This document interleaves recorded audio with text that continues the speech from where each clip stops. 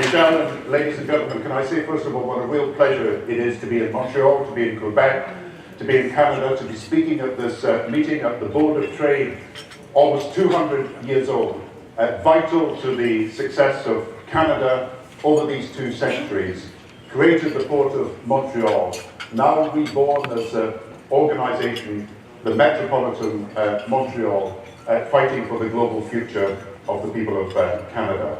And so it's a real pleasure to be here, and thank you very much for your kind introduction, Michelle. It's a bit better than the one I received when I was in New York a few weeks ago, and people were enjoying their lunch and had had a cocktail reception beforehand. And the chairman turned to me and said, "Do you want to speak now, or shall we let people enjoy themselves a little longer?"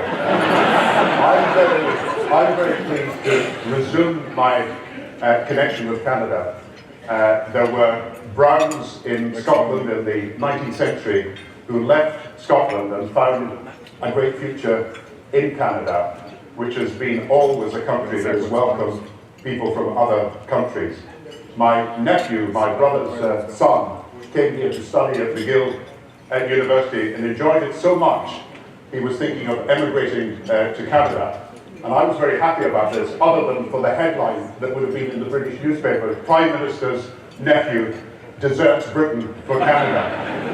And I'm very pleased because I've had the pleasure of working with your Prime Ministers, Chrétien and Martin, and now Mr. Harper, over many years.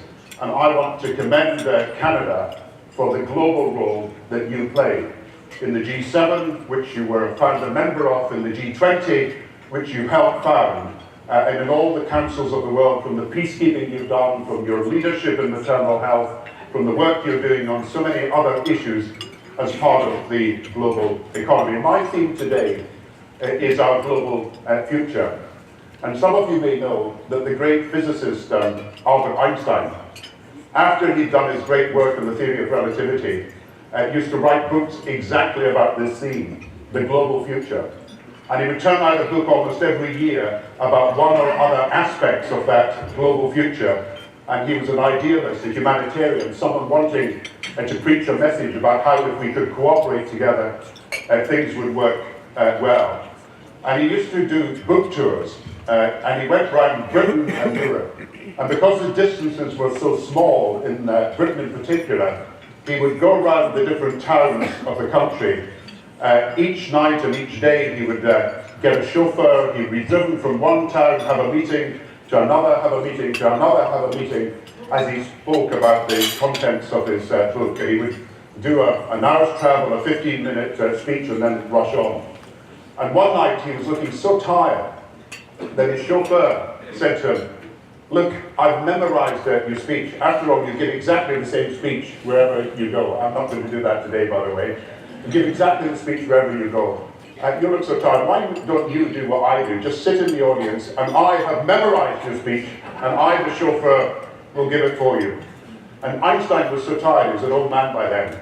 He agreed, and he sat in the front row of the audience while the chauffeur delivered perfectly the 15-minute speech that had been the standard one he'd been giving throughout the country. And just as the chauffeur was about to get off the stage, the chairman for the night suddenly called for questions from the audience.